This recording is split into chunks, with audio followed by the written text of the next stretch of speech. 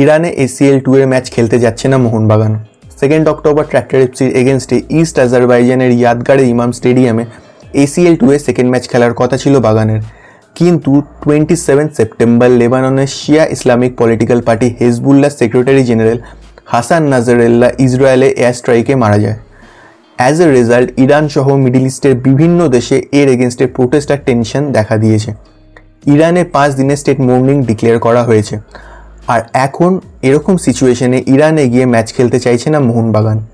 বেঙ্গালুরু ম্যাচের পরের দিনই ইরানে ফ্লাই করার কথা ছিল টিমের, কিন্তু কারেন্ট সিচুয়েশনের দিকে নজর রেখে দল আবার কলকাতাতে রিটার্ন করছে।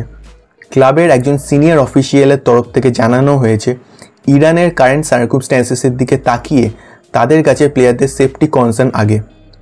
এফসি আর এক্সটার্নাল অ্যাফেয়ার্স মিনিস্ট্রির সাথে কনস্ট্যান্ট কন্ট্যাক্টে আছে ক্লাব, কিন্তু এখনও কোনো ফাইনাল ডিসিশনে পৌঁছাতে পারেনি তারা।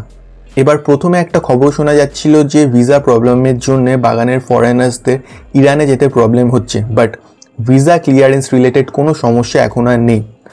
আপাতত ক্লাব এখন এফসির তরফ থেকে ফার্দার গাইডলাইন্সের জন্য অপেক্ষা করছে যে ম্যাচটা পোস্টপোন হবে না কোনো নিউট্রাল ভেন্যুতে খেলা হবে। কিন্তু হাতে আর মাত্র 2 দিন আছে, তাই কোনো অল্টারনেটিভ ভেন্যু আদৌ দেওয়া হবে নাকি সেটার উপরে একটা কোয়েশ্চেন মার্ক থেকেই যাচ্ছে। ইনস্টেড এফসির তরফ থেকে হয়তো বাগানকে ম্যাচ খেলতে যাওয়ার জন্য ডাইরেক্ট করা হতে পারে, অথবা টিম যদি খেলতে না যায় তবে বাগানের দিক থেকে ম্যাচ ফরফিট ধরে নিয়ে 3 পয়েন্ট স্ট্রাক্টরকে দিয়ে দেওয়া হবে। টিম আপাতত তাদের ট্রেনিং চালিয়ে যাবে যতক্ষণ না কোনো ডিসিশন নেওয়া হচ্ছে। আর ACL 2 ছাড়াও ISL এর পরপর 2টো ডার্বি খেলতে নামবে মোহনবাগান। এমনিতেও টিমের যা অবস্থা তাতে খুব টাফ টাইম যাচ্ছে টিমের ওপর দিয়ে। টিল নাও সবুজ মেরুন যা পারফর্ম করেছে তাতে ACL অনেক দূরের কথা, ISL এর লিগ শিল্ড রিটেন করাও অসম্ভব হয়ে যাবে।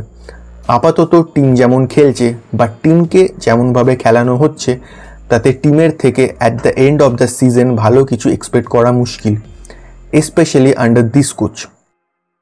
আর কোচকে নিয়ে যদি কিছু ভাবতে হয় তবে সেটা এখনই ভাবতে হবে, কারণ বেশি সময় নষ্ট করলে এরপরে যদি কেউ কোচ হয়ে আসেও, নতুন কোনো কোচ যদি আসেও, তবে টিম এখন যেই পয়েন্টগুলো লস করছে সেটা পরে রিকভার করা সমস্যা হয়ে যাবে।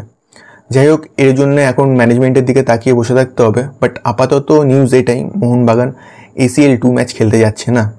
ভিডিওটা ভালো লাগলে অবশ্যই লাইক করবেন এবং এরকমই ফার্দার আপডেটসের জন্য ডে টু ডে স্পোর্টিং আপডেটসের জন্য স্পোর্টিবংকে সাবস্ক্রাইব করবেন। পরের ভিডিও নিয়ে খুব তাড়াতাড়ি ফিরে আসবো, তাই স্পোর্টিবংয়ের সাথে থাকুন।